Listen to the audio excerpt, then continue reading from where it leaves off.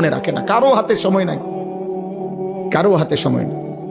এত বেশি যান্ত্রিক মানুষ, এত বেশি স্বার্থপর, এত বেশি দুনিয়া লোভী, কারো হাতে সময় নেই, কারো হাতে সময় নেই, কারো হাতে সময় নেই।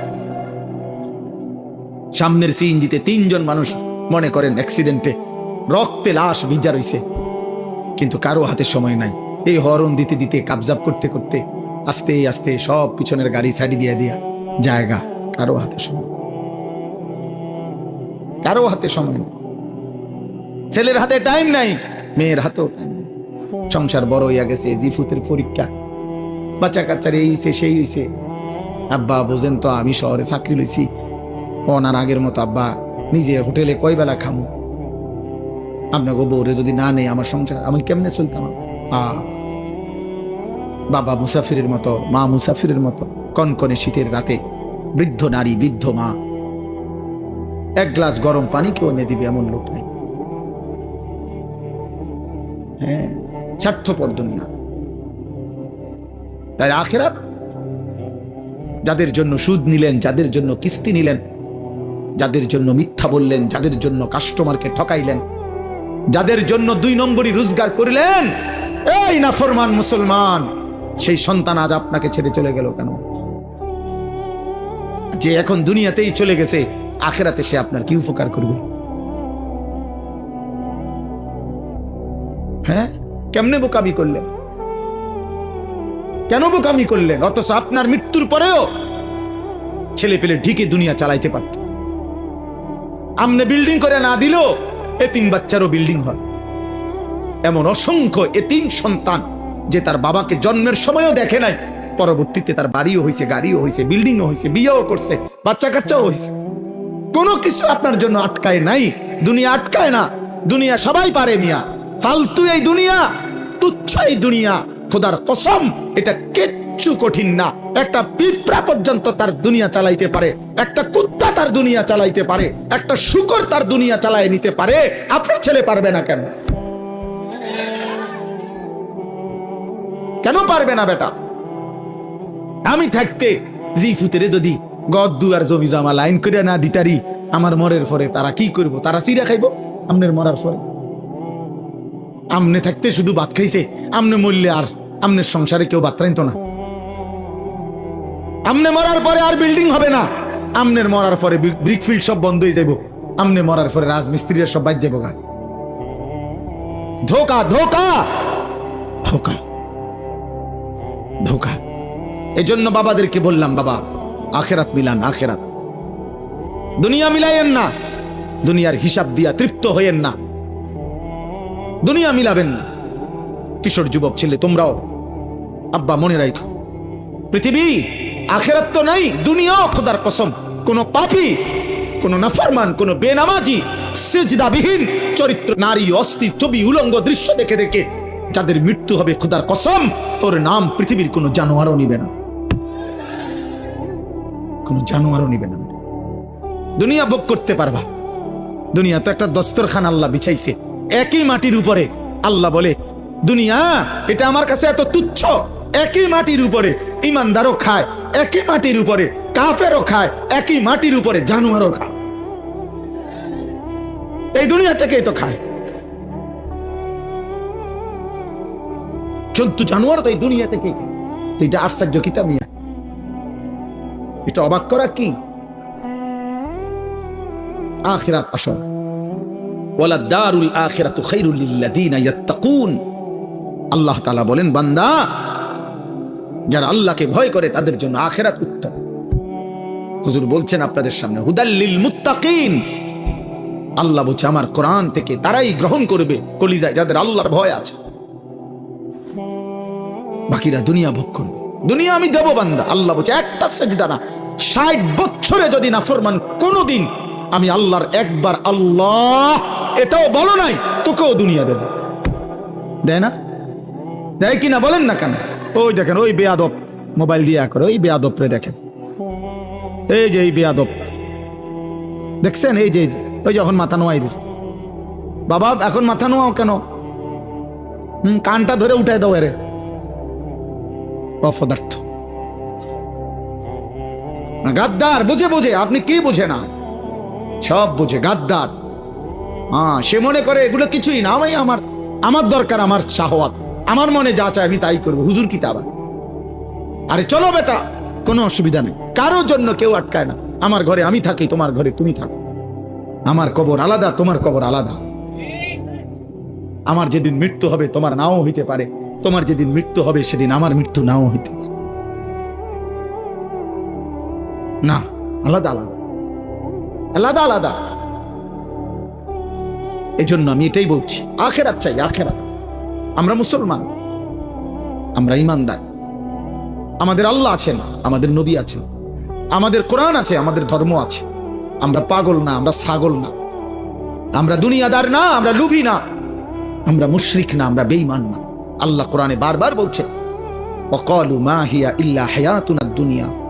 আল্লাহ কোরআনে অনেকবার বলছে যে কাফের, মুশরিক, বেঈমানের কাছে এক কথা, জীবন শুধুই কেবল দুনিয়া, দুনিয়া। ওয়াকালু আইদা যালালনা ফিল আরদি আইন্না লাফি খালকিন জাদীদ। আল্লাহ কোরআনে বলে কাফের বেঈমানরা নবীকে বলতো, মুহাম্মদ আমরা মরে গিয়ে মাটির সাথে সমান হয়ে যাব, আবার নতুন করে আমাদেরকে কবর থেকে আবার উঠাবে। কবর পাইবো কই, মাটি পাইবো কই, আড্ডি পাইবো কই? এটা হবে না, এটা আমরা বুঝে ধরে না, এটা বুঝে ধরে না। না না, এটা বুঝেই ধরে না, বিশ্বাস করে না। না আসলে বুঝেই ধরে না। এদের এটা বিশ্বাস করে না হইলে এক কথা, যে বুঝি আমি, তবে আমি বিশ্বাস করি না। হে বুঝেই না, হে মনে করি এটা অযৌক্তিক কথা, অবাস্তব কথা। কোরআন শরীফে আছে ফাকালাল কাফিরুনা হাদা শাইউন আজীব। মক্কার কাফেররা বলতো, মুহাম্মদ আখিরাতের বিষয় নিয়ে তুমি যেগুলো বলতেছো এই কথাগুলোই আশ্চর্য, এগুলো আশ্চর্য কথা। এগুলো কি কও তুমি? এগুলো কি? কিসের হাসর, কিসের মিজান, কিসের ফুলসেরা? এটি কি কও তুমি? কি কও? আবল তাবল, নাউজুবিল্লাহ। হুজুর বলছেন এখন মুত্তাকির, আল্লাহ ভীরু, জান্নাতি বান্দার প্রথম সিফাত আল্লাযীনা ইউমিনুনা বিল গায়ব। আল্লাহ বুঝে, কবর না দেখে, আখিরাত না দেখে, আল্লাহকে না দেখে, জান্নাত জাহান্নাম না দেখে কলিজা দিয়ে যে বিশ্বাস করে, আল্লাহ বলেন কোরআন তাকে পথ দেখায়, কোরআন তাকে জান্নাতের রাস্তায় নিয়ে যায়। আমি এই জন্য অনুরোধ করলাম, আমার কথা অল্পই, আমি শুধু মনে করাই দিলাম আখিরাত। দুনিয়া বুঝানোর মতো লোকের অভাব নাই বাবা। এখান থেকে আপনি শুধু বলেন, এইখানে এখন দাঁড়াইয়া শুধু বলবেন যে আমি দেবিদ্বার জামু, শহরে দেবিদ্বারে কেমনে জামু, দেখবেন আপনাকে বুদ্ধি দিবার জন্য 1000 লোক পাইবেন। আপনি শুধু জিজ্ঞাসা করবেন আমি ঢাকায় কোন গেলে ভালো হয়, আপনি দেখবেন বুদ্ধি দেওয়ার মতো শত শত লোক পাইবেন। দুনিয়া বুঝাইবার মতো লোকের অভাব নাই, আখিরাত মনে করাইবার মতো লোকের বড় অভাব। আজ যুবক তোমাদেরকে দুনিয়া, এই মোবাইলওয়ালারা প্রত্যেকেই হাজার হাজার ছবি, নারী, কথা বার্তা, কতভাবে তোমাদেরকে দুনিয়ার স্বপ্ন দেখাইতেছে, রঙিন পৃথিবী চিনাইতেছে, যার ফলে চুল বদলায় ফেলছো, চেহারা বদলায় ফেলছো, আল্লাহর পরিচয় বদলায় ফেলছো, নবীর পরিচয় বদলায় ফেলছো, বাবা মা বংশের রক্তের পরিচয় চেঞ্জ করে ফেলছো। তোমরা একটা ছেলে বলো বাবা, যাদের চুল মুশরিক বেঈমানের মতো, এই ডান দিকে বাম দিকে সামনে বড়, তোমার বাবা কি মুসলমান? মুসলমান হলে তোমার চুল এমন কেন? 365 দিনে খোদার এক বছরে 2025 সাল, একটি বছর যাদের জীবন থেকে গেল, অথচ একদিনও ফজরের নামাজ পড়লা না, তুমি মুসলমানের বাচ্চা? মুসলমানের বাচ্চা এত বড় নিকৃষ্ট হয়, একদিনও নামাজ পড়বে না? আহা, আফসোস। এত বড় পাষাণ, এত বড় নির্মম, এত বড় বেয়াদব। আহা, মুসলমানের ঘরে ঘুমায় কেন? মা কোথায়, বাবা কোথায়, দাদা কই, দাদি কই, নানা কই, নানি কই, চাচা কই, মামা কই, ফুফা কই? কেউ একটাবার জিজ্ঞাসা করে না, কিরে এই বাচ্চাটা দিয়ে একদিনও ফজরের নামাজ পড়ে না? 16 বছর, হ্যাঁ, ডরে মাতে না, কাপুরুষ। 14 বছরের ফুতের লগে হেবড়া পারে না, কাপুরুষ মিয়া, ডরে মাতে না। না, আসল কথা হইল, উনার হিসাব হইল ডরে মাতে না কি, উনি তারে বলে 18 বছর বয়সের যে কিতা করবি পরিষ্কার ক, পড়লে পড়বি নাকি দোয়ানদারি করবি নাকি বিদেশ যাইবি? বুঝছি তোমার দিয়ে হইতো না, আমার টেয়ার দরকার। আপনি এটা মিলাইতেন কেমনে মিলাইছেন তার লগে? তেজন কইছে বিদেশ যাইবো, আপনি 12 লাখ টাকা কেমনে মিলাইছেন? আপনি একটাবার জিজ্ঞাসা করলেন না যে আমি তোর জন্য টাকা দেবো কেন, তুই তো আমার আল্লাহকে সেজদা দাও না? কই আপনি দি এটা কইলেন না? আপনি 12 লক্ষ টাকা করতে কানছেন, 6 লাখ টাকা সুদ নিলেন কেন, কিস্তি নিলেন কেন? এই বাবারা বলেন মিয়া, 12 লক্ষ টাকা 8 লক্ষ টাকা যারা হারাম সুদে কিস্তিতে নিয়া ছেলেকে বিদেশ পাঠাইছেন, অথবা বাজারে দোকান লইয়া দিছেন, অথবা চাকরির ব্যবস্থা করে দিছেন হারাম টাকা দিয়া, হারামের মাধ্যমে, আপনি বলেন এখানে দাঁড়াইয়া, এই ক্যামেরাগুলোর সামনে এখানে দাঁড়াইয়া এখন বলেন হুজুর আমি 3 লাখ টাকা সুদে লইছি, কিস্তিতে লইছি আমার ফুতের লাগা, এই আশায় আল্লাহ যেন আমার জাহান্নাম থেকে মাফ করে, আল্লাহ যেন আমার ফুতের উসিলায় জান্নাত দেয়, এই জন্য এনাই এখন বলেন কেন? তাহলে কেন কেন নিছেন? টাকার লোভে। আমনেও লুবি, আমনের ফুতেও লুবি, সম্পদের লোভে, টাকার লোভে, দুনিয়ার লোভে আপনি বুড়া হইছেন, কিন্তু আখিরাত মনে পড়ে না। বলেন না তো আপনি এখানে কম দাঁড়াইয়া বলেন, প্রতিবাদ করেন, এখানে আসেন এখন বলেন কেন হারাম নিছেন? গত 30 বছর ধরে ওজনে কম দিছেন কেন? আখিরাতের আশায়। কথা বলেন না কেন? আজকে 10-20 বছর ধরে কিস্তি নিচ্ছেন কেন? আখিরাতের আশায়। তাহলে আপনি বয়স্ক লোক, আপনি আখিরাত ভুললেন কেন? আপনি ফুলার বাপ, আপনি আখিরাত ভুললেন কেন? তা আপনি যদি আখিরাত ভুলে যান, আপনি যদি বিড়ি খান, আপনি যদি গালি দেন, আপনি যদি ঠিক মতো নামাজ না পড়েন, মা যদি পর্দা না করে, তো সন্তান কি শিখবে? বলেন আখলাক শিখবে কার থেকে? সে তো এটাই বুঝবে উপার্জন এভাবেই করতে হয়, জীবন এভাবেই চলতে হয়। অতএব আমার কথা শেষ, এতটুকুই কথা, আমি শুধু এতটুকুই বললাম। আমরা মনে রাখতে হবে, শুধু দুনিয়া দিয়া যে হিসাব মিলাইয়া কবরে গেছে, খোদার কসম তার ঠিকানা জাহান্নাম। শুধু দুনিয়া মিলাইয়া গেলে, শুধু দুনিয়া মিলাইয়া গেছেন, শুধু দুনিয়া মিলাইয়া গেছেন, তার ঠিকানা জাহান্নাম। আখিরাত শুধু 10,000 দান করছেন, মসজিদে 4টা ফ্যান দিয়ে লাইছেন, এতটুকুর মূল্যে জান্নাত না। না না, জান্নাতের মূল্য এই 4টা ফ্যানের দাম 3-4-12,000 টাকা। কি ভাবছেন আখিরাত এতটুকু? হ্যাঁ, ইমাম সাহেবের যে 2-4 বেলা ফার্মের মুরগি দিয়া ভাত খাওয়াইছেন, আখিরাত এই কত গেছে মোট নিজ্ঞান ইমাম সাহেব টেয়া নিজ্ঞান দরকার নাই বাবুরে, আপনি রেটি হাত আপনার খানারও দরকার নাই। হ্যাঁ, আস্তাগফিরুল্লাহ। আখিরাত এত মামুলি বলে, আখিরাত এত সামান্য হয়ে গেল। 1.25 লক্ষ আম্বিয়া জাহান্নামের ভয়ে কাঁদছে, 1.25 লাখ আম্বিয়া আখিরাতের ভয়ে কাঁদছে, হাসরের ময়দানের ভয়ে কাঁদছে। অথচ নবীরা মাসুম, নবীদের কোনো গুনাহ নাই, নবীরা নিষ্পাপ, কিন্তু কাঁদলেন কেন? আউলিয়ারা কাঁদলেন কেন? সমস্ত আউলিয়ারা বুজুর্গরা কেন কাঁদে? তাহাজ্জুদের সেজদায় আল্লাহর প্রিয় বান্দারা কাঁদে কেন? নামাজ পড়ে নাই এই জন্য?